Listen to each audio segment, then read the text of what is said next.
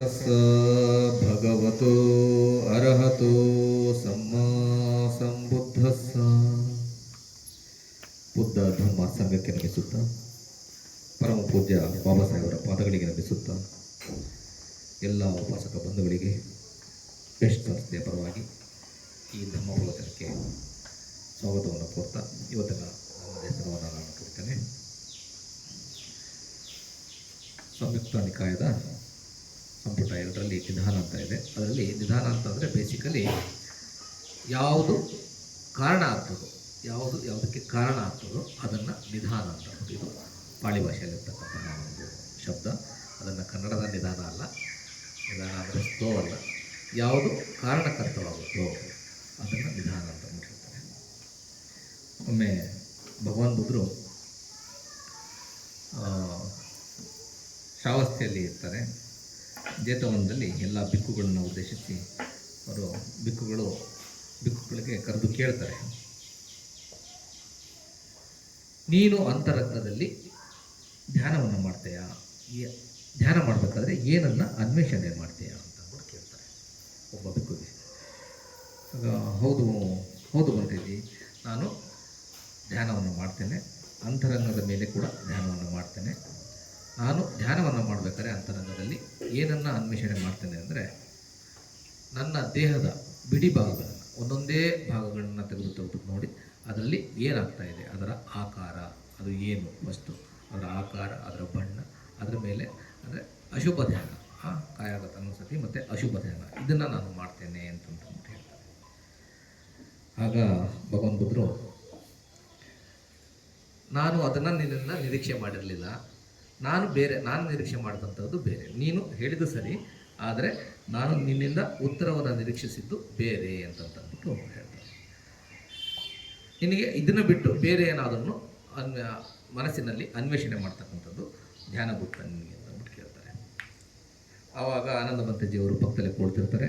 ಆನಂದ ಬಂತೇಜಿ ಸಡನ್ನಾಗಿ ಆಶಾಗ್ತದೆ, ಅವರು ಜೀವನವನ್ನು ಸರಿ ಮಾಡಿಕೊಂಡು ಭಗವಾನ್ ಬುದ್ಧರಿಗೆ ನಮಸ್ಕಾರ ಮಾಡಿ, ಭಗವಾನ್ರೆ, ನೀವು ಇದರ ಬಗ್ಗೆ ಡೀಟೇಲಾಗಿ ನಮಗೆ ತಿಳಿಸ್ಕೊಡಿ, ಅದು ಯಾವ ಧ್ಯಾನ ಯಾವ ಥರ ಮಾಡಬೇಕು ಅಂತಕ್ಕಂಥದ್ದನ್ನು ನೀವು ನಮಗೆ ತಿಳಿಸ್ಕೊಡಿ ಅಂತ ಕೇಳ್ತಾರೆ.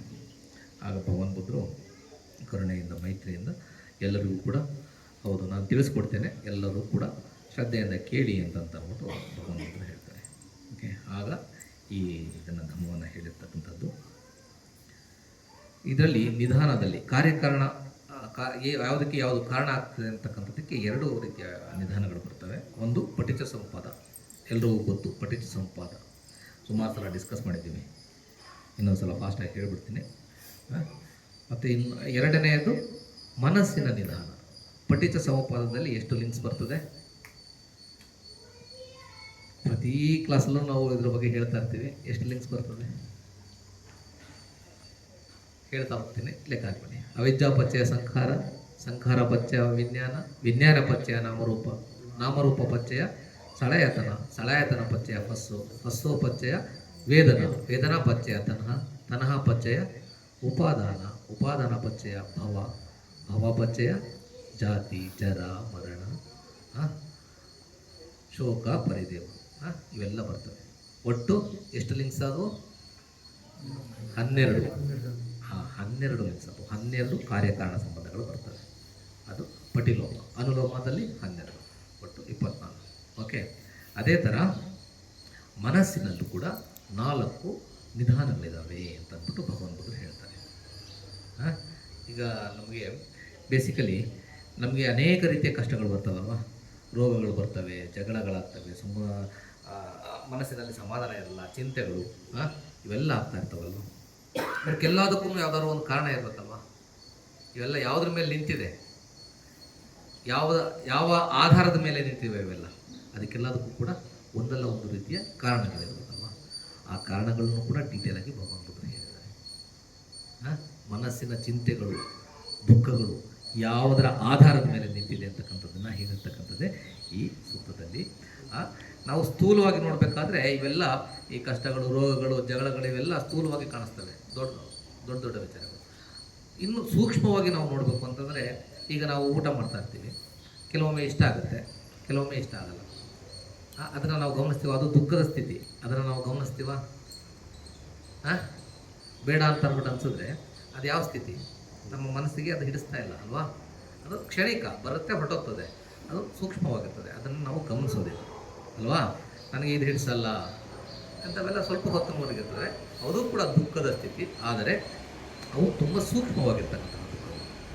ಇವುಗಳಿಗೆ ಆಧಾರ ಇದೆ. ಏನಕ್ಕೆ ಇವೆಲ್ಲ ಅರೈಸ್ ಆಗ್ತವೆ ಅಂತಕ್ಕಂಥದ್ದು ಕೂಡ ಕಾರಣ ಇದೆ. ಅವು ಮನಸ್ಸಿನಲ್ಲಿ ಬರ್ತಕ್ಕಂಥವು. ಆ ಕಾರಣಗಳನ್ನು ಭಗವಾನ್ ಬುದ್ಧರು ಹೇಳ್ತಾರೆ.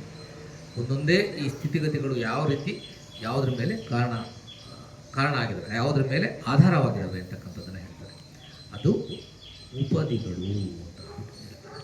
ಉಪದಿ ಇದು ಹೊಸ ಶಬ್ದ, ಇದುವರೆಗೂ ನಾವು ಇದನ್ನು ಯೂಸ್ ಮಾಡಿಲ್ಲ. ಉಪದಿ ಅಂತ ಅಂದರೆ ಯಾವ ಕಾರಣದ ಮೇಲೆ, ಯಾವ ಆಧಾರದ ಮೇಲೆ ಈ ದುಃಖ ನಿಂತಿದೆ ಅಂತಕ್ಕಂಥದ್ದನ್ನು ಹೇಳ್ತಕ್ಕಂಥದ್ದು ಉಪದಿ. ಧ ಅಂತಕ್ಕಂಥ ಶಬ್ದಕ್ಕೆ ಬಹಳ ಬೆಲೆ ಇದೆ ನಮ್ಮ ಪಾಳಿ ಇದರಲ್ಲಿ. ಒಂದು ಧಾತುನ ಧಾರಣ ಅಂತ ಅಂದ್ಬಿಟ್ಟು ನಾವು ಇದು ಮಾಡ್ತೀವಿ. ಧಾರಣ ಅಂತಂದರೆ ಯಾವುದು ಹಿಡಿದಿಟ್ಕೊಳ್ಳುತ್ತೆ, ಯಾವುದನ್ನು ನಾವು ಧಾರಣೆ ಮಾಡ್ತೀವಿ. ಈಗ ನಾವು ಧಮ್ಮವನ್ನು ಧಾರಣೆ ಮಾಡ್ತಾ ಇದ್ದೀವಲ್ವ, ಅದು ಧಾರಣ ಅಂತಂದರೆ ಹಿಡಿದಿಟ್ಕೊಳ್ತಕ್ಕಂಥದ್ದು. ಅದೇ ರೀತಿ ಇದು ಧಮ್ಮಕ್ಕೂ ಕೂಡ ಫಸ್ಟ್ ಮೊದಲನೇ ಇದು ಅದೇನು ಧಮ್ಮ ಅಂತಂದ್ರೇನು? ಸತ್ಯವನ್ನು ನೋಡ್ತಕ್ಕಂಥದ್ದು, ಯಥಾರ್ಥವಾಗಿ ನೋಡ್ತಕ್ಕಂಥದ್ದು ಧಮ್ಮ. ಅದು ಸತ್ಯವನ್ನು ಹಿಡಿದಿಟ್ಕೊಳ್ತಕ್ಕಂಥದ್ದು. ಹಾಗೆ ಈ ಉಪದಿ ಅಂತಂದರೆ ಯಾವುದು ಈ ದುಃಖಗಳನ್ನು, ಮನಸ್ಸಿನ ದುಃಖಗಳನ್ನು ಹಿಡಿದಿಟ್ಕೊಂಡಿರ್ತಕ್ಕಂಥದ್ದು ಬೇಸ್ ಇದೆಯೋ ಅದನ್ನು ಉಪದಿ ಅಂತಂದ್ಬಿಟ್ಟು ಭಗವಾನ್ ಬುದ್ಧ ಕರೀತಾರೆ.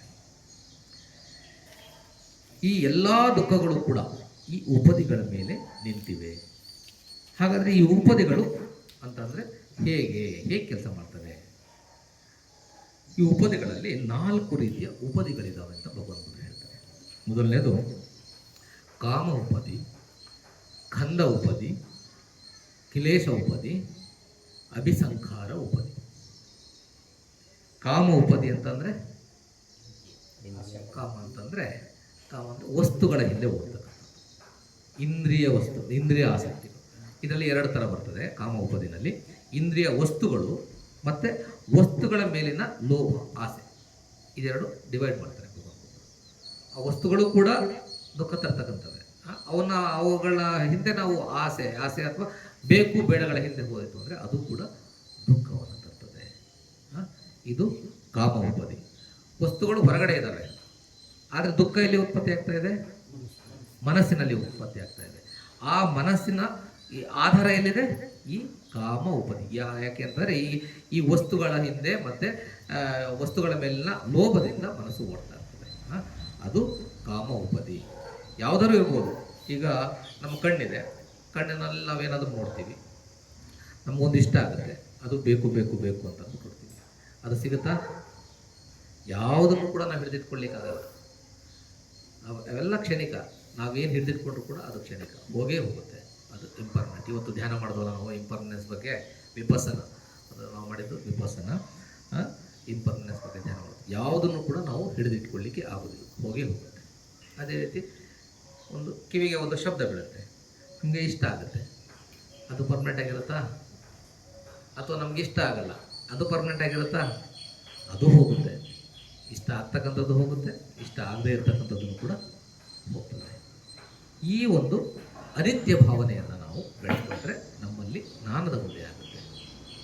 ಓಕೆ, ಇವೆಲ್ಲ ಈ 6 ಇಂದ್ರಿಯ ವಸ್ತುಗಳ ಹಿಂದೆ, ಈ ಶಬ್ದಗಳ ಹಿಂದೆ, ನಾಲಿಗೆಯ ರುಚಿ, ಬೇಕು ಬೇಡ ಅಂತಹ ಅಂಥದ್ದು, ಮೂಗಿನಿಂದ ವಾಸನೆ, ದೇಹದ ಸ್ಪರ್ಶ, ಇವೆಲ್ಲವೂ ಕೂಡ ಏನು ಅನುಭವನ ಪಡ್ಕೊಂಡು ನಮ್ಮ ಮನಸ್ಸು ಅದಕ್ಕೆ ಅಂಟ್ಕೊಳ್ಳುತ್ತೋ ಅವೆಲ್ಲವೂ ಕೂಡ ಕಾಮ ಉಪದಿ ಅಂತ ಅಂದ್ಬಿಟ್ಟು ಭಗವಂತ ಹೇಳ್ತಾರೆ. ಕಾಮ ಉಪದಿ ಇದು ಫಸ್ಟ್ ಒನ್. ವಸ್ತುಗಳ ಹಿಂದೆ ಓಡಿ ಅದಕ್ಕೆ ಅಂಟ್ಕೊಳ್ತಕ್ಕಂಥದ್ದು, ಮನಸ್ಸಿನಲ್ಲಿ ಅಂಟ್ಕೊಳ್ತಕ್ಕಂಥದ್ದು ಇದೆಯಲ್ಲ, ಅದು ಕಾಮ ಉಪದಿ.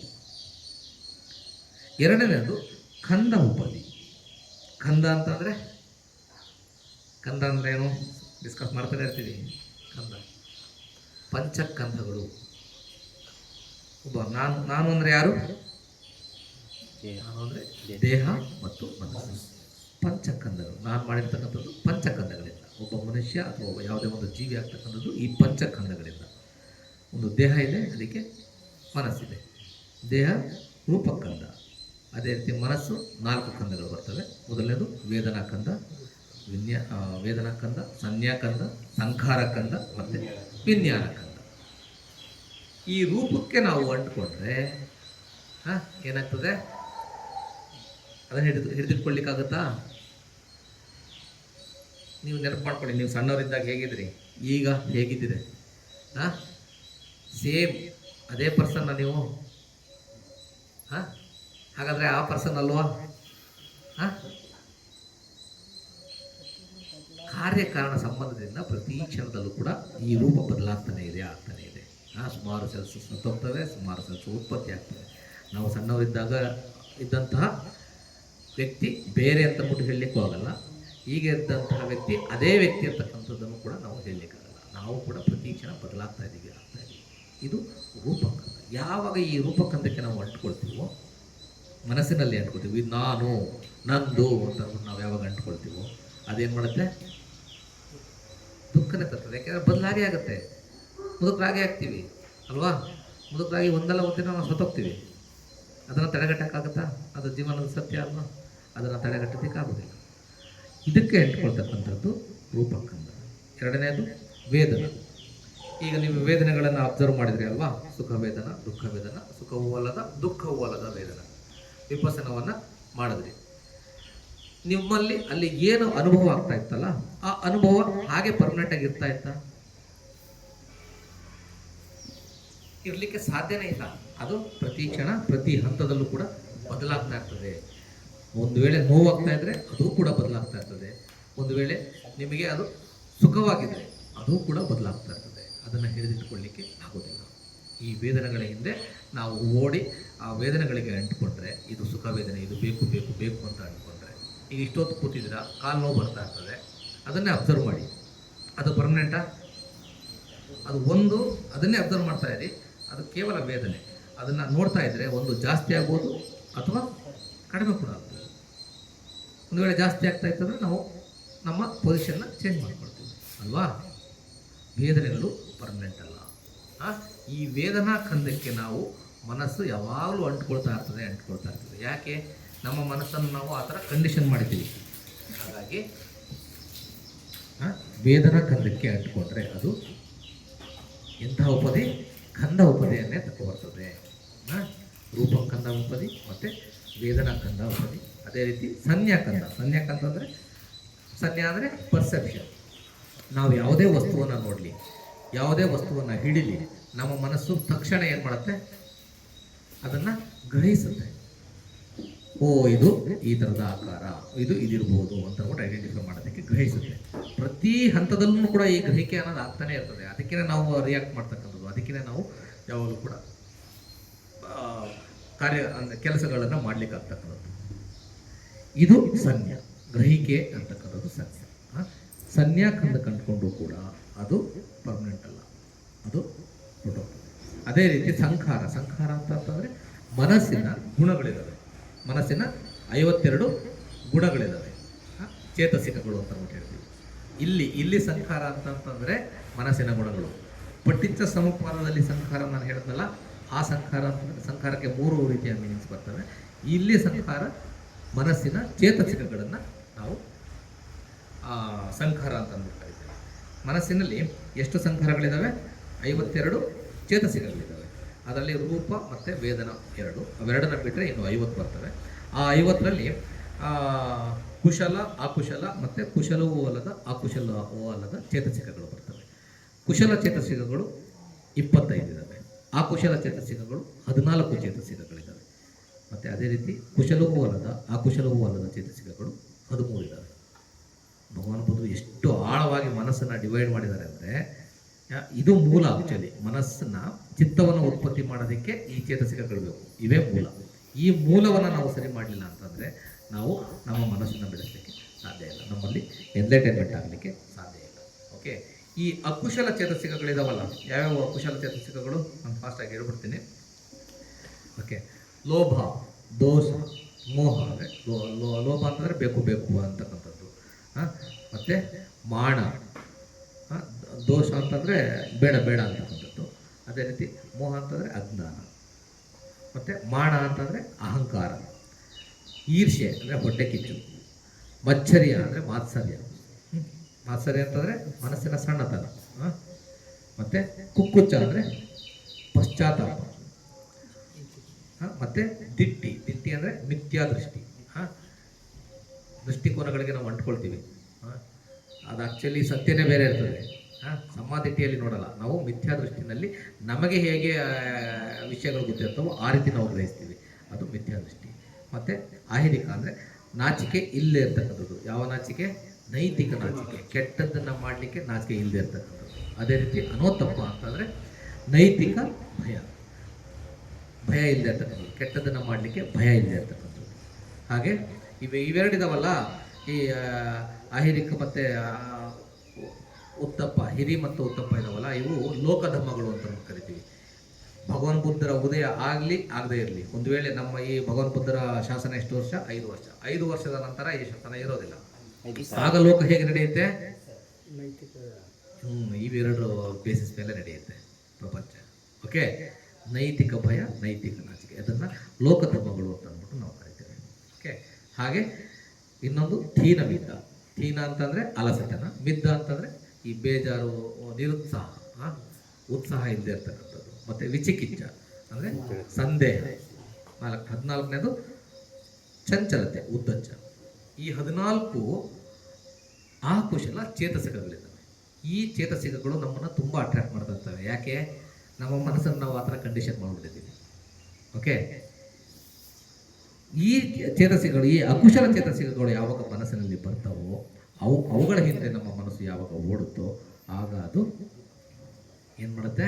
ಅದಕ್ಕೆ ಅಂಟುಕೊಳ್ಳುತ್ತೆ. ಅದು ಯಾವುದು? ಸಂಖಾರ ಕಂದ. ಸಂಖಾರ ಕಂದದಲ್ಲಿ ಆಗ್ತಕ್ಕಂತಹ ಕಂದ ಉಪಾಧಿ. ಓಕೆ, ಅದೇ ಥರ ಕೊನೆಯದು ವಿಜ್ಞಾನ. ವಿಜ್ಞಾನ ಅಂತಂದರೆ ಮನಸ್ಸಿನ ಚಿತ್ತಗಳು. 89 ಚಿತ್ತಗಳಿದ್ದಾವೆ. ಭಗವಾನ್ ಬುದ್ಧ ಹೇಳಿರ್ತಕ್ಕಂಥದ್ದು 89. ಅದರಲ್ಲೂ ಕೂಡ ಕುಶಲ, ಅಕುಶಲ, ಕುಶಲವಲ್ಲದ, ಅಕುಶಲವಲ್ಲದ ಚಿತ್ತಗಳು. ಈ ಚಿತ್ತಗಳು ಹೇಗಾಗ್ತವೆ? ಈ ಚೇತಸಿಕಗಳನ್ನ ಹೇಳಿದ್ನಲ್ಲ, 52 ಚೇತಸಿಕಗಳು, ಇವುಗಳಲ್ಲಿ ಒಂದು 3, 4, 5, 6 ಈ ರೀತಿ ಕಾಂಬಿನೇಷನ್ ಚಿತ್ತಗಳು ಆಗಿ, ಕಾಂಬಿನೇಷನ್ ಆದಮೇಲೆ ಒಂದು ಚಿತ್ತ ಆಗುತ್ತೆ. ಓಕೆ, ಇದನ್ನು ಸುಮಾರು ಸಲ ಎಕ್ಸಾಂಪಲ್ ಕೊಟ್ಟಿದ್ದೀವಿ. ಈಗ ನಮ್ಮ ಕಾರ್ ಥರ ಚಿತ್ತ ಅಂದರೆ ನಮ್ಮ ಕಾರು ಅಂತ ಅಂದ್ಬಿಟ್ಟಿರ್ಬೋದು. ಅದರಲ್ಲಿ ಇರ್ತಕ್ಕಂತಹ ಬಿಡಿ ಭಾಗಗಳೇನು? ಟೈರು, ಸ್ಟೇರಿಂಗು, ಎಂಜಿನ್ನು, ಇವೆಲ್ಲ ಅದರ ಬಿಡಿ ಭಾಗಗಳು. ಅವನ್ನೆಲ್ಲ ಒಂದು ಕಡೆ ಸೇರಿಸಿರೋದ್ರಿಂದ ಅದಕ್ಕೇನು? ಕಾರು ಅಂತ ನಾವು ಹೇಳ್ತೀವಿ. ಅದನ್ನೆಲ್ಲ ಸೆಪ್ರೇಟಾಗಿ ತೆಗೆದಿಟ್ಬಿಟ್ರೆ ಆ ಕಾರು ಅಂತಕ್ಕಂಥದ್ದಿಲ್ಲ. ಕಾರು ಅಂತಕ್ಕಂಥದ್ದಿಲ್ಲ ಅಲ್ವಾ? ಕಾರನ್ನ ನಾವು ಚಿತ್ತ ಅಂತ ಅಂದ್ಕೊಂಡ್ರೆ ಅದರಲ್ಲಿರ್ತಕ್ಕಂತಹ ಬಿಡಿ ಭಾಗಗಳನ್ನು ನಾವು ಚೇತಸಿಕ ಅಂತ ಅಂದ್ಬಿಟ್ಟು ತಿಳ್ಕೊಂಡು. ಓಕೆ, ಇವೆಲ್ಲ ಒಂದು ಕಡೆ ಕರೆಕ್ಟಾಗಿ ಅಸೆಂಬಲ್ ಆದ್ರೆ ಮಾತ್ರ ಅದು ಕಾರು ಓಡುತ್ತೆ. ಈ ಚೇತಸಿಕಗಳೆಲ್ಲ ಒಂದು ಕಡೆ ಕರೆಕ್ಟಾಗಿ ಗುಂಪಾದಾಗ ನಮ್ಮ ಚಿತ್ತಗಳು ಉತ್ಪತ್ತಿ ಆಗ್ತವೆ. ಚಿತ್ತದ ಸರಣಿ ನಮ್ಮ ಮನಸ್ಸು ಅಲ್ವಾ? ಇದು ಯಾವುದು? ವಿಜ್ಞಾನ ಕಂದ. ಈ ರೀತಿ ಈ ಕಂದಗಳಿಗೆ, ಈ ರೂಪಕಂದ ಮತ್ತು ಮನಸ್ಸಿನ ಕಂದಗಳಿಗೆ, ವೇದನಾ, ಸಂಜ್ಞಾ, ಸಂಖಾರ, ವಿಜ್ಞಾನ ಕಂದಗಳಿಗೆ ಯಾವಾಗ ನಮ್ಮ ಮನಸ್ಸು ಜೋತ್ ಬೀಳುತ್ತೋ ಅದು ದುಃಖದ ಆಧಾರ ಆಗುತ್ತೆ. ಅದು ಕಂದ ಉಪದಿ. ಈ ಉಪದಿಯ ಮೇಲೆ ಬೇಸಾಗಿದೆ ಅಂತಕ್ಕಂಥದ್ದನ್ನು ಹೇಳ್ತಾರೆ. ಆಯಿತಾ? 3 ಆಯ್ತಲ್ವಾ? ಮೊದಲನೇದು ಯಾವುದು? ಕಾಮ ಉಪದಿ. ಎರಡನೇದು ಕಂದ ಉಪದಿ. ಎರಡನೇದು ಹೇಳಿದ್ದೀನಿ, 3ನೇದು ಹೇಳಿಲ್ಲ ಇನ್ನು. ಓಕೆ, 3ನೇದು ಕ್ಲೇಶ ಉಪದಿ. ಪಾಳಿಯಲ್ಲಿ ಕ್ಲೇಶ ಅಂತ ಹೇಳ್ತಾರೆ. ಕನ್ನಡ ಅಥವಾ ಸಂಸ್ಕೃತದಲ್ಲಿ ಅದನ್ನು ಕ್ಲೇಶ ಅಂತ ಹೇಳ್ತಾರೆ. ಕ್ಲೇಶಗಳು ಯಾವ್ಯಾವುದು? ಕ್ಲೇಶಗಳು, ಮನಸ್ಸಿನ ಕ್ಲೇಶಗಳು ಬೇಸಾಗಿರ್ತಕ್ಕಂಥದ್ದು 3ರ ಮೇಲೆ: ಲೋಭ, ದ್ವೇಷ ಮತ್ತು ಅಜ್ಞಾನ. ಇವುಗಳ ಬೇಸ್ ಮೇಲೆ ಮಾತ್ರ ಕ್ಲೇಶಗಳು ಹುಟ್ಟತಕ್ಕಂಥದ್ದು. ಓಕೆ, ಇವು ಮೂಲ, ಎಲ್ಲದಕ್ಕೂ ಮೂಲ. ಇವುಗಳನ್ನು ನಾವು ತೆಗೆದರೆ ಎಲ್ಲವನ್ನು ಕೂಡ, ಅಂದರೆ ಕ್ಲೇಶಗಳನ್ನು ನಾವು ನಾಶ ಮಾಡ್ತೀವಿ. ಹೇಗಾಗುತ್ತೆ? ಅದು ಧ್ಯಾನದಿಂದ ಮಾತ್ರ ಸಾಧ್ಯ. ಧ್ಯಾನದಿಂದ ಸತ್ಯವನ್ನು ನಾವು ಯಾವಾಗ ಅರ್ಥಕೊಳ್ತೀವೋ, ಸತ್ಯವನ್ನು ಸತ್ಯ ಅಂತಕ್ಕಂಥದ್ದನ್ನು ನೋಡೋದಕ್ಕೆ ಅರ್ಥಕೊಳ್ತೀವೋ ಆಗ ಮಾತ್ರ ಈ ಕ್ಲೇಶಗಳಿಂದ ನಮಗೆ ಮುಕ್ತಿ ಸಿಗ್ತಕ್ಕಂಥದ್ದು. ಓಕೆ, ಈ ಹೇಳಿದ್ನಲ್ಲ ಎಲ್ಲ ಚೇತಸಿಕಗಳು ಮತ್ತು ಚಿತ್ತಗಳಲ್ಲೂ ಕೂಡ ಈ ಕುಶಲ ಅಂತ ಅಂದ್ಬಿಟ್ಟೆಲ್ಲ ಬರ್ತವೆ. ಓಕೆ, ಯಾವಾಗ ಅಕುಶಲಗಳನ್ನು ಕಡಿಮೆ ಮಾಡಿ ಕುಶಲಗಳನ್ನು ಜಾಸ್ತಿ ಮಾಡ್ತೀವೋ ಆಗ ನಮ್ಮ ಮನಸ್ಸು ಜ್ಞಾನದ ಕಡೆಗೆ ಹೋಗ್ತದೆ. ಓಕೆ, ಆಗ ಕ್ಲೇಶಗಳಿಂದ ಮುಕ್ತ ಆಗ್ತದೆ. ಭಗವಾನ್ ಬುದ್ಧರು ಈ ಕ್ಲೇಶಗಳಿಂದ ಯಾವ ಹಂತದಲ್ಲಿ ಮುಕ್ತ ಆಗಿದ್ದು? 3ನೇ ಜಾವದಲ್ಲಿ. ಎನ್ಲೈಟನ್ಮೆಂಟ್ ಬಗ್ಗೆ ಲಾಸ್ಟ್ ಹೇಳಿದರು. ಎಲ್ಲ ಕ್ಲೇಶಗಳಿಂದ ಅವರು ಮುಕ್ತ ಆಗಿದ್ದು 3ನೇ ಜಾವದಲ್ಲಿ ಅಲ್ವಾ? ಈ ಕ್ಲೇಶಗಳಿಂದ ಮುಕ್ತ. ಅದೇ ರೀತಿ ಈ ಕ್ಲೇಶ, ಈ ಲೋಭ ದ್ವೇಷ ಅಜ್ಞಾನಗಳ ಬೇಸ್ ಏನು? ಈ ಕಿಲೇಶ ಉಪದಿ. ಓಕೆ, ಇದರ ಆಧಾರದ ಮೇಲೆ ನಾವು ಕೂತ್ಕೊಂಡಿದ್ದೇವೆ. ಅದೇ ರೀತಿ ಕೊನೆಯದು ಅಭಿಸಂಕಾರ ಉಪದಿ. ಅಭಿಸಂಕಾರ ಅಂತಂದ್ರೆ ಏನು? ಅಭಿಸಂಕಾರ ಅಂತಂದ್ರೆ ನಾವು ಮಾಡ್ತಕ್ಕಂತಹ ಕಮ್ಮಗಳು. ನಾವು ಮಾಡ್ತಕ್ಕಂತಹ ಕಮ್ಮಗಳು ಯಾವ? ಕುಶಲ ಕಮ್ಮ, ಅಕುಶಲ ಕಮ್ಮ. ಕುಶಲದಲ್ಲಿ 10, ಅಕುಶಲದಲ್ಲಿ 10. ಕಮ್ಮಪಥ ಅಂತ ಅಂದ್ಬಿಟ್ಟು ನಾವು ಹೇಳ್ತೀವಲ್ಲ. ಕಾಯದಿಂದ 3, ವಾಚ 4 ಮತ್ತು ಮನಸ್ಸಿನಿಂದ 3 ರೀತಿಯ ಕಮ್ಮಗಳನ್ನು ನಾವು ಮಾಡ್ತಾ ಇರ್ತೀವಿ. ಎಲ್ಲ ಕಮ್ಮಗಳು ಇದ್ರ ಬೇಸ್ ಮೇಲೆ ಇರ್ತದೆ. ಇವು 10 ಬ್ರಾಡ್ ಕ್ಲಾಸಿಫಿಕೇಶನ್. ಓಕೆ, ಯಾವುದು ಹೇಳಬೇಕಾ? ಬಾಡಿಯಿಂದ ಮಾಡ್ತಕ್ಕಂಥದ್ದು ಯಾವುದು? ಕಾಯದಿಂದ ಪ್ರಾಣಹತ್ಯೆ, ಕಳ್ಳತನ ಮತ್ತು ವ್ಯಭಿಚಾರ. ಇವು ನಮ್ಮ ದೇಹದಿಂದ ಮಾಡ್ತಕ್ಕಂಥದ್ದು. ಅದೇ ರೀತಿ ನಮ್ಮ ಮಾತಿನಿಂದ ಮೊದಲನೇದು ಸುಳ್ಳು ಹೇಳ್ತಕ್ಕಂಥದ್ದು, ಚಾಡಿ ಹೇಳ್ತಕ್ಕಂಥದ್ದು, ಕೆಟ್ಟ ಕೆಟ್ಟ ಪದಗಳನ್ನು ಉಪಯೋಗಿಸ್ತಕ್ಕಂಥದ್ದು, ಕಾಡು ಆಡಿರ್ತಕ್ಕಂಥದ್ದು.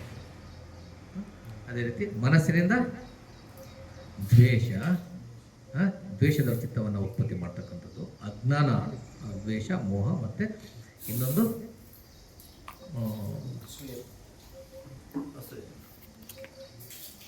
ಇನ್ನೊಂದಿದೆ, ಮತ್ತೆ ಹೇಳ್ತೀನಿ ಅದನ್ನು.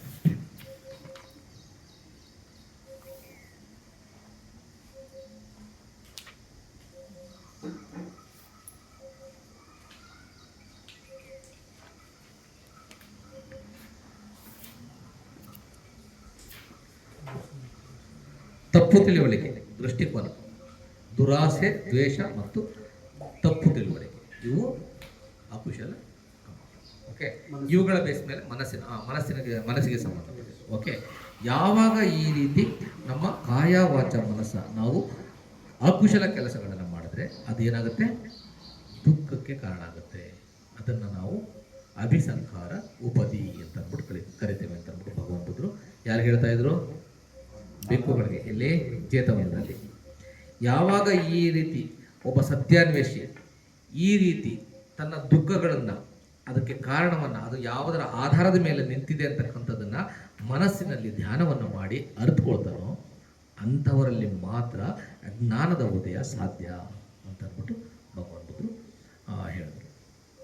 ಈ ಎಲ್ಲ ಉಪದಿಗಳಿದಾವಲ್ಲ, ಈ ಎಲ್ಲ ಉಪದಿಗಳು ಕೂಡ ಯಾವುದರ ಬೇಸಿಸ್ನಲ್ಲಿ ನಿಂತಿದ್ದಾವೆ? ಈ ಮನಸ್ಸಿನ ಉಪದಿ ಮತ್ತು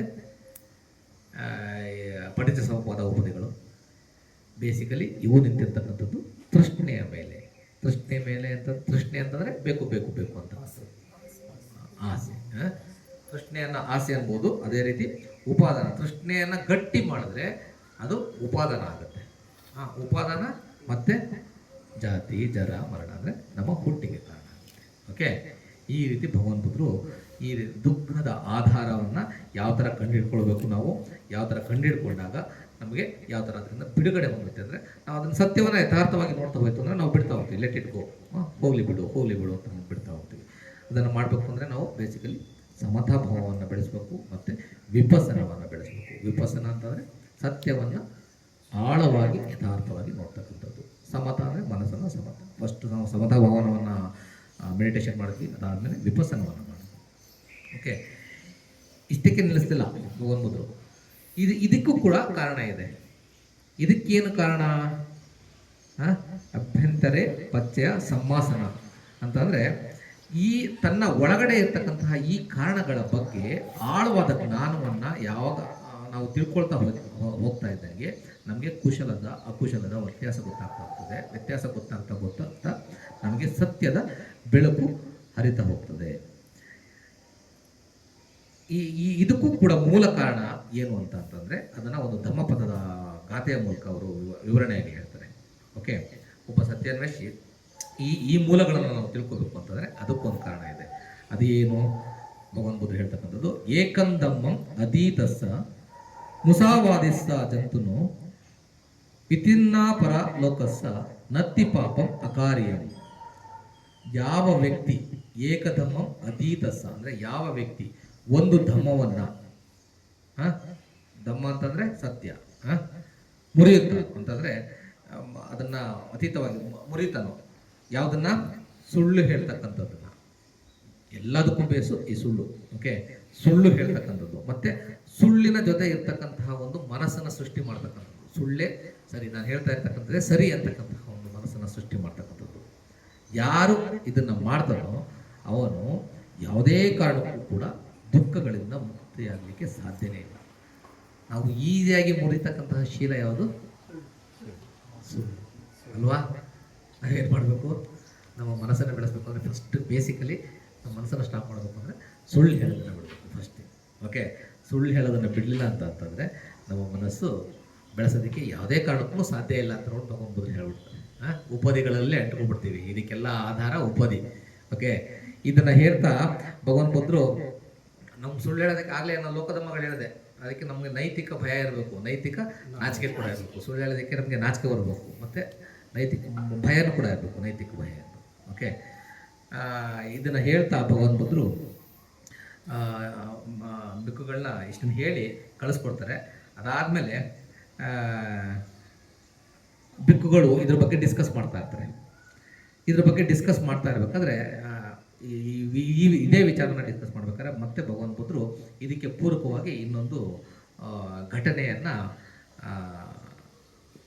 ಭಗವಂತರಲ್ಲ ಇನ್ನೊಬ್ರು ಬಿಕ್ಕು ಹೇಳ್ತಾರೆ. ಎಲ್ಲರಿಗೂ ಗೊತ್ತು, ಇವತ್ತು ನಾವು ಒಂದು ಜಯಮಂಗಳ ಗಾಥೆನ ಹೇಳಿದ್ವಿ. ಚಿಂಚಾಳ ಬಗ್ಗೆ ಗೊತ್ತಾ? ಸೂಪರ್ಫಿಷಿಯಲ್ ಗೊತ್ತು ಎಲ್ಲರಿಗೂ ಕೂಡ. ಚಿಂಚ ಭಗವಂತರ ಸಮಯದಲ್ಲಿ ಚಿಂಚ ಮಾಳವಿಕ ಅಂತಂದ್ಬಿಟ್ಟು ಒಬ್ಬಳು ಮಹಿಳೆ, ಅವಳು ತುಂಬ ಫೇಮಸ್ ಆಗಿದ್ಲು, ತುಂಬ ಸುಂದರಿಯಾಗಿದ್ಲು. ಮತ್ತು ಒಂದು ಅವತ್ತಿನ ಭಗವಾನ್ ಬುದ್ಧರ ಕಾಲಘಟ್ಟದಲ್ಲಿ 62 ಸ್ಕೂಲ್ಸ್ ಆಫ್ ಥಾಟ್ಸ್ ಇತ್ತು. ಒಂದು ಧರ್ಮ ಅಂತಕ್ಕಂಥದ್ದು ಇರಲಿಲ್ಲ. 62 ರೀತಿಯ ನಂಬಿಕೆಗಳಿತ್ತು. ಎಲ್ಲವೂ ಕೂಡ ಡಿಫ್ರೆಂಟ್. ಆದರೆ ಎಲ್ಲರೂ ಕೂಡ ಮ್ಯೂಚುವಲಿ ಚೆನ್ನಾಗೇ ಇತ್ತು. ಓಕೆ, ಆ 62 ಸ್ಕೂಲ್ಸ್ ಆಫ್ ಥಾಟ್ಸಲ್ಲಿ ಇವ್ರದ್ದು ಒಂದು ಪಂಗಡ, ಯಾರು? ಚಿಂಚ. ಅವಳು ಕೂಡ ಒಂದು ಮಹಿಳಾ ಒಂದು ಪಂಗಡದ ಒಂದು ಸದಸ್ಯ ಆಗಿರ್ತಾರೆ, ಸುಂದರವಾಗಿರ್ತಾರೆ. ಯಾವಾಗ ಭಗವಾನ್ ಬುದ್ಧರು ಬಂದರು, ಅವ್ರಿಗೆ ಎನ್ಲೈಟನ್ಮೆಂಟ್ ಆದಮೇಲೆ, ಅವ್ರಿಗೆ ಜ್ಞಾನೋದಯ ಆದಮೇಲೆ ಯಾವಾಗ ಧಮ್ಮವನ್ನು ಹೇಳಿದ್ರು, ಧಮ್ಮವನ್ನು ಕೇಳಿದಂತಹ ಎಷ್ಟೊಂದು ಜನಗಳು ಭಗವಾನ್ ಬುದ್ಧರ ಹತ್ರಕ್ಕೆ ಬಂದಿರ್ತಾರೆ. ಭಗವಾನ್ ಬುದ್ಧರ ಎಲ್ಲ ಉಪಾಸಕೆಯರು, ರಾಜರುಗಳು, ಶ್ರೀಮಂತರು, ಅನಾಥಪಿಂಡಿಕ, ವಿಶಾಖ ಮಾತ, ನಮ್ಮ ಪಸೆ ನದಿ, ಬಿಂಬಿಸಾರ, ದೊಡ್ಡ ದೊಡ್ಡ ರಾಜ ಮಹಾರಾಜರುಗಳು ಎಲ್ಲರೂ ಕೂಡ ಬುದ್ಧರ ಫಾಲೋವರ್ಸ್ ಆಗ್ತಾರೆ. ಆವಾಗ ಏನಾಗ್ತದೆ, ಈ 62 ಸ್ಕೂಲ್ಸ್ ಆಫ್ ಥಾಟ್ಸ್ ಅವರು ಇದ್ರಲ್ಲ, ಹೆಚ್ಚಿನ ಭಾಗ ಬ್ರಾಹ್ಮಿಣ್ಸ್, ಅಂದರೆ ಒಂದು ಜಾತಿಗೆ ಅವತ್ತಿನ ಕಾಲಘಟ್ಟದಲ್ಲಿ ಅದು ಬ್ರಾಹ್ಮಣ ಧರ್ಮ ಅಂತಕ್ಕಂಥದ್ದು, ಅಂದರೆ ಧರ್ಮ ಅಂತ ಅಲ್ಲ, ಇಷ್ಟೊಂದು ಸ್ಕೂಲ್ಸ್ ಆಫ್ ಥಾಟ್ಸ್ ಇದ್ರು, ಅವರೇ ಜಾಸ್ತಿ ಇದ್ರು. ಅವರೆಲ್ಲರಿಗೂ ಕೂಡ ಏನಾಯಿತು, ತುಂಬ ದೊಡ್ಡ ಆಘಾತ ಆಯಿತು. ಅವ್ರು ಬರ್ತಾ ಇರ್ತಕ್ಕಂತಹ ದಾನಗಳು ಕಡಿಮೆ ಆದವು. ಎಲ್ಲರೂ ಕೂಡ ವಿಹಾರಗಳನ್ನ ಬುದ್ಧರಿಗೆ ಕಳಿಸ್ಕೊಡ್ತಾ ಇದ್ರು, ಆಹಾರ ದಾನವನ್ನು ಬುದ್ಧರಿಗೆ ಕೊಡ್ತಾ ಇದ್ರು, ಎಲ್ಲ ರೀತಿಯ ದಾನಗಳನ್ನು ಬುದ್ಧರಿಗೆ ಕೊಡ್ತಾ ಇದ್ರು. ಆದರೆ ಇವರಿಗೆ ಏನಾಯಿತು, ಆಗ ಅವ್ರನ್ನ ನೋಡ್ಕೊಳ್ತಕ್ಕಂಥವ್ರ ಇದು ಕಡಿಮೆ ಆಯಿತು, ಆದಾಯ ಕಡಿಮೆ ಆಯಿತು. ಯಾವಾಗ ಆದಾಯ ಕಡಿಮೆ ಆಯಿತೋ ಅವರು ಒಂದು ಪ್ಲ್ಯಾನ್ ಮಾಡ್ತಾರೆ, ಭಗವಾನ್ ಬುದ್ಧರಿಗೆ ಸಾಯಿಸಬೇಕು ಅಂತ ಅಂದ್ಬಿಟ್ಟು ಪ್ಲ್ಯಾನ್ ಮಾಡ್ತಾರೆ. ಪ್ರಯತ್ನ ಕೂಡ ಮಾಡ್ತಾರೆ, ಆದರೆ ಆಗೋದಿಲ್ಲ. ಆಮೇಲೆ ಕೊನೆಗೆ ಚಿಂಚಾಳ ಹತ್ರ ಬರ್ತಾರೆ. ಎಲ್ಲ ಚಿಂಚಾಳ ಹತ್ರ ಬಂದ್ಬಿಟ್ಟು ನಿಂತ್ಕೊಳ್ತಾರೆ. ಸುಮ್ಮನೆ ಬಹಳ ಸಪ್ಪೆ ಮುಖ ಹಾಕೊಂಡು ನಿಂತ್ಕೊಂಡಿರ್ತಾರೆ. ಚಿಂಚಾಳ, ಏನಾಗಿದೆ ಶ್ರಮಣರೇ, ನಿಮಗೆಲ್ಲ ಏನಾಗಿದೆ, ಯಾಕೆ ತುಂಬ ಬೇಜಾರಿದ್ದೀರಲ್ಲ ಅಂತ ಅಂದ್ಬಿಟ್ಟು ಕೇಳ್ತಾರೆ. ಆಗ ಅವ್ರೇನು ಮಾತಾಡೋದಿಲ್ಲ. ಮತ್ತೆ ಕೇಳ್ತಾರೆ, ಯಾಕೆ ಇಷ್ಟೊಂದು ಬೇಜಾರಾಗಿದ್ದಾರೆ ಅಂತ 3 ಸಲ ಕೇಳ್ತಾರೆ. ಕೇಳಾದ್ಮೇಲೆ ಅವರು ಹೇಳ್ತಾರೆ, ಯಾಕೆ ಚಿಂಚ, ನಿನಗೆ ಗೊತ್ತಾಗ್ತಾ ಇಲ್ವಾ? ನಮಗೆ ಈಗ ಈ ಬುದ್ಧ ಬಂದಮೇಲೆ, ಗೌತಮ ಬಂದ ಮೇಲೆ ನಮ್ಮೆಲ್ಲರಿಗೂ ಕೂಡ ನೋಡ್ಕೊಳ್ತಕ್ಕಂಥವ್ರು ಇದು ಕಡಿಮೆ ಆಗಿಬಿಟ್ಟಿದ್ದಾರೆ. ಎಲ್ಲರೂ ಕೂಡ ನಮ್ಮನ್ನು ಉದಾಸೀನ ಮಾಡ್ತಾ ಇದ್ದಾರೆ. ನಮ್ಮ ಆದಾಯ ಕಡಿಮೆ ಆಗಿಬಿಟ್ಟಿದೆ, ನಮ್ಮ ಜೀವನಕ್ಕೆ, ನಮ್ಮ ಆಹಾರಕ್ಕೆ ನಮಗೆ ಕಷ್ಟ ಆಗ್ತಾ ಇದೆ. ಅದು ನಿನಗೂ ಕೂಡ ಗೊತ್ತಾಗ್ತಾ ಇಲ್ವಾ? ನಿನಗೂ ಕೂಡ ಆದಾಯ ಕಡಿಮೆ ಆಗಿಲ್ವಾ ಅಂತಂದ್ಬಿಟ್ಟು ಚಿಂಚಳ ಕೇಳ್ತಾರೆ. ಆಗ ಹೌದು, ಅದಕ್ಕೆ ನಾವೇನು ಮಾಡಬೇಕು ಅಂತಂದ್ಬಿಟ್ಟು ಅವಳ ಮನಸ್ಸು ಪ್ಯೂರಾಗಿರುತ್ತೆ, ಅವಳ ಮನಸ್ಸಿನಲ್ಲಿ ಇಲ್ಲದೆ ಇರೋದನ್ನು ಸೃಷ್ಟಿಸ್ತಾರೆ. ಅದಕ್ಕೆ ನಾವು ಬುದ್ಧರಿಗೆ, ಗೌತಮರಿಗೆ ಏನಾದ್ರು ಮಾಡಬೇಕು. ಹಾಗಾದರೆ ನೀವು ಅದ್ರ ಬಗ್ಗೆ ವರಿ ಮಾಡಬೇಡಿ, ನಾನು ಅದನ್ನು ನೋಡ್ಕೊಳ್ತೀನಿ ಅಂತ ಅಂದ್ಬಿಟ್ಟು ಚಿಂಚ ಹೇಳ್ತಾಳೆ. ಅವಳೇನು ಮಾಡ್ತಾಳೆ, ಪ್ರತಿದಿನ ಈ ಸಾಯಂಕಾಲ ಟೈಮಲ್ಲಿ 3:30-4 ಗಂಟೆ ಸಮಯದಲ್ಲಿ ಜೇತವನದ ಕಡೆ ಹೋಗೋದು. ಯಾವ ಟೈಮಲ್ಲಿ ಎಲ್ಲ ಉಪಾಸಕರು ಧಮ್ಮವನ್ನು ಕೇಳಿ ವಾಪಸ್ ಬರ್ತಾ ಇರ್ತಕ್ಕಂಥ ಟೈಮಲ್ಲಿ ಇವಳು ಒಳಗಡೆ ಹೋಗ್ತಾ ಇರ್ತಾರೆ. ಸುಮಾರು ದಿನ ಎಲ್ಲರೂ ತುಂಬ ಶೃಂಗಾರ ಮಾಡ್ಕೊಂಡು ಒಳಗಡೆ ಹೋಗ್ತಾ ಇರ್ತಾರೆ. ಕೇಳ್ತಾ ಇರ್ತಾರೆ, ಏನು ಇಷ್ಟೊತ್ತಲ್ಲಿ ಏನಮ್ಮ ಹೋಗ್ತಾ ಇದೆಯಾ ನೀನು ಅಂತ ಅಂದ್ಬಿಟ್ಟು ಕೇಳ್ತಾ ಇರ್ತಾರೆ. ಅವಳು ಭಾಳ ಚಾಣಾಕ್ಷತನಿಂದ ಉತ್ತರ ಕೊಡ್ತಾ ಇರ್ತಾರೆ, ಅದೆಲ್ಲ ನನ್ನ ಪರ್ಸ್ನಲ್ಲು, ನಿಮ್ಗೆ ಯಾಕೆ ಹೇಳಬೇಕು, ನಾನು ನಿಮಗೆ ಹೇಳೋ ಅಗತ್ಯ ಇಲ್ಲ ಅಂತ ಅಂದ್ಬಿಟ್ಟು ಈ ರೀತಿ ಉತ್ತರವನ್ನು ಕೊಟ್ಟು ಹೋಗ್ತಾ ಇರ್ತಾರೆ. ಇದೇ ರೀತಿ 1 ತಿಂಗಳು 2 ತಿಂಗಳು 3 ತಿಂಗಳಾಗುತ್ತೆ. 3 ತಿಂಗಳಾದಮೇಲೆ ಬಟ್ಟೆ ಹಾಕ್ಕೊಂಡು ಬರಲಿಕ್ಕೆ ಸ್ಟಾರ್ಟ್ ಮಾಡ್ತಾರೆ. ಮತ್ತು ಅದೇ ರೀತಿ ಮತ್ತೆ ಹೋಗ್ಬೇಕಾದ್ರೆ ಕೇಳ್ತಾ ಇರ್ತಾರೆ. ಮತ್ತು ಬೆಳಿಗ್ಗೆ ಅರ್ಲಿ ಮಾರ್ನಿಂಗು ಅವಳು ಅಲ್ಲಿ ಹೋಗಿ ಜೇತವನದಲ್ಲಿ ಉಳ್ಕೊಳ್ತಾ ಇರಲ್ಲ. ಜೇತವನದ ಪಕ್ಕ ಇನ್ನೊಂದು ಮಹಿಳೆಯರ ಒಂದು ಅಷ್ಟಮಣರ ಒಂದು ಇದಿರುತ್ತೆ, ವಿಹಾರ ಇರುತ್ತೆ. ಅಲ್ಲಿ ಹೋಗಿ ಉಳ್ಕೊಂಡು ರಾತ್ರಿಯನ್ನು ಕಳೆದು ಬೆಳಿಗ್ಗೆ ಬರಬೇಕಾದ್ರೆ ಕೂದಲನ್ನೆಲ್ಲ ಸ್ವಲ್ಪ ಕೆದರ್ಕೊಂಡು ಬರ್ತಾ ಇರ್ತಾರೆ. ಮತ್ತು ಇವರೆಲ್ಲ ಬೆಳಿಗ್ಗೆ ಆಹಾರದಾನವನ್ನು ತೆಗೆದುಕೊಂಡು ಹೋಗ್ತಾ ಇರ್ತಾರಲ್ಲ ಉಪಾಸಕರು, ಅವರೆಲ್ಲ ಮತ್ತೆ ಕೇಳ್ತಾ ಇರ್ತಾರೆ, ಏನಮ್ಮ ಇಷ್ಟು ಬೇಗ ಹೋಗಿ ವಾಪಸ್ ಬರ್ತಾ ಇದೆಯಾ, ಎಲ್ಲ ಕೂದಲೆಲ್ಲ ಕೆದರಿದೆ ಅಂತ ಅಂದ್ಬಿಟ್ಟು. ಮತ್ತು ಅದೇ ಥರ ಉತ್ತರ ಕೊಡ್ತಾ ಇರ್ತಾರೆ, ಅದೆಲ್ಲ ನಿಮಗೆ ಯಾಕೆ, ಅದು ನನ್ನ ಪರ್ಸ್ನಲ್ಲು, ನನ್ನದು ಗೌತಮರದು ಪರ್ಸನಲ್ಲು, ನಿಮಗೆ ಏನಕ್ಕೆ ಅಂತ ಅಂದ್ಬಿಟ್ಟು ಉತ್ತರ ಕೊಟ್ಟು ಹೋಗ್ತಾ ಇರ್ತಾರೆ. ಹೀಗೆ 8 ತಿಂಗಳಾಗುತ್ತೆ, 8-9 ತಿಂಗಳಾಗುತ್ತೆ. ಅವಳು ಒಂದು ಒಂದು ಕಟ್ಟಿಗೆ, ದೊಡ್ಡದಾಗಿ ಕಟ್ಟಿಗೆ ಕಟ್ಕೊಂಡು ಅದರ ಮೇಲೆ ಬಟ್ಟೆಗಳನ್ನ ಸುತ್ತಿ ಹೊಟ್ಟೆಗೆ ಕಟ್ಕೊಂಡು ಒಮ್ಮೆ ಭಗವಾನ್ ಬುದ್ಧರು ದಮ್ಮದೇಶವನ್ನು ನೀಡ್ತಾ ಇರ್ತಾರೆ. ಎಲ್ಲರೂ ಸೇರಿರ್ತಾರೆ, ಅನಾಥ ಪಿಂಡಿಕ, ವಿಶಾಖ ಮಾತಾ, ಪಸೇ ನದಿ ರಾಜ, ಎಲ್ಲರೂ ಕೂಡ ಸೇರಿರ್ತಾರೆ. ಎಲ್ಲರೂ ಸೇರಿರ್ಬೇಕಾದ್ರೆ ಸಭೆಯಲ್ಲಿ ಮಧ್ಯದಲ್ಲಿ ಬಂದು ಅವಳು ಜೋರಾಗಿ ಕೂಗ್ತಾಳೆ, ಓ ಶ್ರಮಣ ಗೌತಮ, ನೋಡು, ನೀನು ನನ್ನಿಂದ ಎಲ್ಲ ಸುಖವನ್ನು ಪಡೆದುಕೊಂಡೆ, ನನ್ನನ್ನು ಗರ್ಭಿಣಿ ಮಾಡಿದೆ, ನನಗೆ ಈಗ ನೀನು ನೋಡ್ಕೋತಾ ಇಲ್ಲ ಸರಿಯಾಗಿ, ನೀನು ಬೇಕಾದರೆ ಬಿಕ್ಕು ಆದರೆ ನೀನು ಬಿಕ್ಕು ಆಗೇ ನಿನಗೆ ಜೀವನ ಸಾಗಿಸು, ಆದರೆ ನನಗೆ ಆಹಾರ ಕೂಡ ಸಿಗ್ತಾ ಇಲ್ಲ ಸರಿಯಾಗಿ, ನನಗೆ ಆಹಾರವನ್ನು ಮತ್ತು ನನ್ನ ಆರೋಗ್ಯವನ್ನು ನೋಡ್ಕೊಳ್ಳಿಕ್ಕೆ ನಿನ್ನ ರಾಜ ಇದನ್ನಲ್ಲ ಮಹಾರಾಜ, ಪಸೇ ನದಿಗೆ ಹೇಳು, ಇಲ್ಲ ಅನಾಥ ಪಿಂಡಿಕನಿಗೆ ಹೇಳು, ಇಲ್ಲ ವಿಶಾಖ ಮಾತೆಗೆ ಹೇಳು, ಯಾರಿಗಾದ್ರೂ ಹೇಳಿ ನನ್ನನ್ನು ನೋಡ್ಕೊಳ್ಳೋದಕ್ಕೆ ಹೇಳು ಅಂತಂದ್ಬಿಟ್ಟು ಜೋರಾಗಿ ಎಲ್ಲರೂ ಮುಂದೆ ಹೇಳ್ತಾರೆ. ಆವಾಗ ಎಲ್ಲರಿಗೂ ಕೂಡ ಶಾಕ್ ಆಗುತ್ತೆ. ಭಗವಾನ್ ಬುದ್ಧರು ತುಂಬ ಪ್ರೀತಿಯಿಂದ, ಮೈತ್ರಿ, ಕರುಣೆಯಿಂದ ಎಂತಹ ದುರಂತ ಮಾಡ್ಕೊಳ್ತಾ ಇದ್ದಾಳೆ ಅವಳು ಅಂತ ಅಂದ್ಬಿಟ್ಟು ಅವಳಿಗೆ ಭಗಿನಿ ಅಂದರೆ ಸಹೋದರಿ, ಈ ಸತ್ಯ ನನಗೆ ಗೊತ್ತು ಮತ್ತು ನಿನಗೆ ಗೊತ್ತು, ಈ ಸತ್ಯ ಮತ್ತು ನಿತ್ಯ ಎರಡು ಕೂಡ ನನಗೆ ಮತ್ತು ನಿನಗೆ ಮಾತ್ರ ಗೊತ್ತು, ಬೇರೆ ಯಾರಿಗೂ ಗೊತ್ತಿಲ್ಲ ಅಂತ ಅಷ್ಟೇ ಹೇಳ್ತಾರೆ. ಅದನ್ನು ಕೇಳಿ ಅವಳಿಗೆ ತುಂಬ ವಿಚಲಿತಳಾಗಿ ಮತ್ತೆ ಜೋರು ಕೂಗಾಡೋದಕ್ಕೆ ಸ್ಟಾರ್ಟ್ ಮಾಡ್ತಾರೆ. ಆಗ ಸಕ್ಕ, ಇಂದ್ರನ ರಾಜ ಸಕ್ಕ ಇರ್ತಾನಲ್ಲ, ಅವನ ಸಂಗಡಿಗರನ್ನ ಕೂಡಿ ಸಣ್ಣ ಇಲಿಯ ರೂಪದಲ್ಲಿ ಬಂದು ಇದನ್ನು ಕಟ್ ಮಾಡ್ತಾನೆ. ಕಟ್ ಮಾಡಿದಾಗ ಮರದ ತುಂಡು ಕಾಲ ಮೇಲೆ ಬಿದ್ದು ಅವಳಿಗೆ ಅಲ್ಲೇ ಎಲ್ಲರೂ ಮುಂದೆ ಮರದ ತುಂಡು ಬಿದ್ದು ಹೋಗುತ್ತೆ. ಎಲ್ರಿಗೂ ಕೂಡ ಅದು ಗೊತ್ತಾದಾಗ ಎಲ್ಲರೂ ಕೂಡ ಅವಳಿಗೆ ಇದು, ಕೆಲವರು ಹೊಡೆದುಬಿಟ್ಟು ಸ್ವಲ್ಪ ನೀನು ನಮ್ಮ ರಾಜ್ಯದಲ್ಲಿ ಇರಲಿಕ್ಕೆ ಲಾಯಕಲ್ಲ, ನೀನು ಇಂಥ ಒಂದು ಆಪಾದನೆಯನ್ನು ಭಗವಾನ್ ಬುದ್ಧರ ಮೇಲೆ ಮಾಡ್ತಾ ಇದೆಯಾ ನೀನು ಅಂತ ಅಂದ್ಬಿಟ್ಟು ಹೇಳಿ ಅವಳನ್ನ ಹೊರಗಡ್ತಾರೆ. ಅವಳು ತುಂಬ ಪೆಟ್ಟು ಕೂಡ ಬೀಳ್ತದೆ. ಅದಾದ ನಂತರ ಅವಳು ತೀರ್ಕೊಂಡಾಗ ಇದ್ರ ಬಗ್ಗೆ ಮತ್ತೆ ಭಿಕ್ಷುಗಳು ಡಿಸ್ಕಸ್ ಮಾಡ್ತಾ ಇರ್ತಾರೆ. ಆ ಡಿಸ್ಕಸ್ ಮಾಡ್ತಾ ಇರಬೇಕಾದಾಗ ಈ ಧಮ್ಮಪದಘಾತವನ್ನು ಮತ್ತೆ ಭಗವಾನ್ ಬುದ್ಧರು ಬಂದು ಹೇಳ್ತಾರೆ. ಯಾರು ಸುಳ್ಳನ್ನು ಹೇಳ್ತಾರೋ, ಯಾರು ಸುಳ್ಳನ್ನ ಜೊತೆಯಲ್ಲೇ ಇರ್ತಾರೋ, ಅದನ್ನೇ ಆಧಾರವಾಗಿ ಮಾಡ್ಕೊಂಡಿರ್ತಾರೋ ಅವರು ಕರ್ಮಗಳಲ್ಲಿ ಸಿಕ್ಕಾಕೊಳ್ತಾರೆ, ಕರ್ಮಗಳನ್ನೇ ಮಾಡ್ತಾರೆ. ಅದರಿಂದಾಗಿ ಅವರು ಸತ್ಯವನ್ನು ಯಾವತ್ತೂ ಕೂಡ ಶೋಧನೆ ಮಾಡಲಿಕ್ಕಾಗೋದಿಲ್ಲ, ಅವರು ಎಂಟರ್ಟೈನ್ಮೆಂಟ್ನ ಪಡ್ಕೊಳ್ಳೋದಕ್ಕಾಗೋದಿಲ್ಲ ಅಂತಕ್ಕಂತಹ ಒಂದು ಇದನ್ನು ಹೇಳ್ತಾರೆ. ಆ ಘಟನೆ ಆದ ನಂತರ ಭಗವಾನ್ ಬುದ್ಧರ ಕೀರ್ತಿ ಮತ್ತೆ ತುಂಬ ಹೆಚ್ಚು ಇದಾಗ್ತಾ ಹೋಗ್ತದೆ. ಯಾಕೆಂದರೆ ಬುದ್ಧರು ಅಷ್ಟು ಆಪಾದನೆ ಮಾಡಿದ್ರು ಕೂಡ ಅವಳ ಮೇಲೆ ಕರುಣೆಯಿಂದ ಅವಳಿಗೇನು ಹೇಳೋದಿಲ್ಲ, ಅವರು ಕರುಣೆ ಮೈತ್ರಿಯನ್ನು ಕೊಡ್ತಾರೆ. ಹಾಗಾಗಿ ಅವರ ಕೀರ್ತಿ ಇನ್ನೂ ಜಾಸ್ತಿ ಆಗ್ತಾ ಹೋಗ್ತದೆ. ಹಾಗಾದರೆ ಇದೆಲ್ಲ ಯಾಕಾಯಿತು? ಭಗವಾನ್ ಬುದ್ಧರಿಗೆ 12 ಬಾರಿ ಭಗವಾನ್ ಬುದ್ಧರಿಗೆ ತೊಂದರೆ ಕೊಡ್ತಕ್ಕಂತಹ ಪ್ರಯತ್ನಗಳಾಗ್ತವೆ. ಭಗವಾನ್ ಬುದ್ಧರಿಗೆ ಯಾರೂ ಸಾಯಿಸ್ಲಿಕ್ಕಾಗಲ್ಲ ಬುದ್ಧರನ್ನು. 12 ಬಾರಿ ಅವ್ರ ಮೇಲೆ ದೇವದತ್ತನಿಂದ 3 ಬಾರಿ ಆಗ್ತದೆ.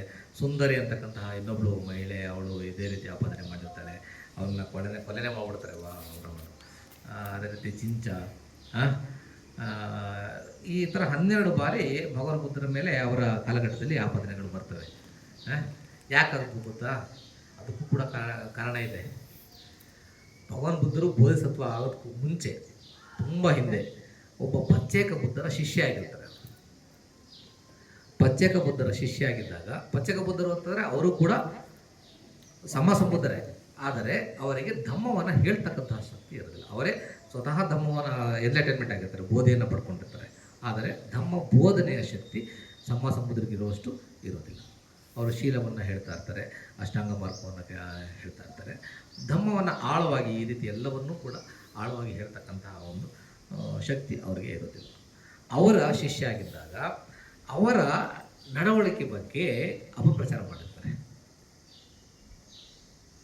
ಆ ಕಮ್ಮದ ಫಲ, ಕಮ್ಮ ಅಂತಕ್ಕಂಥದ್ದು ಯಾರಿಗೂ ಬಿಡೋದಿಲ್ಲ, ಭಗವಾನ್ ಬುದ್ಧರಿಗೂ ಕೂಡ ಬಿಟ್ಟಿಲ್ಲ. ಹಾಗಾಗಿ ನಾವು ಏನು ಕುಶಲ ಕಮ್ಮಗಳನ್ನು ನಾವು ಮಾಡ್ತೀವೋ ಅದನ್ನು ಮಾತ್ರ ನಾವು ಮುಂದಿನ ಇದಕ್ಕೂ ಕೂಡ ಕ್ಯಾರಿ ಮಾಡಲಿಕ್ಕೆ ಸಾಧ್ಯ. ಅದರ ಫಲ ಇವೆಲ್ಲ.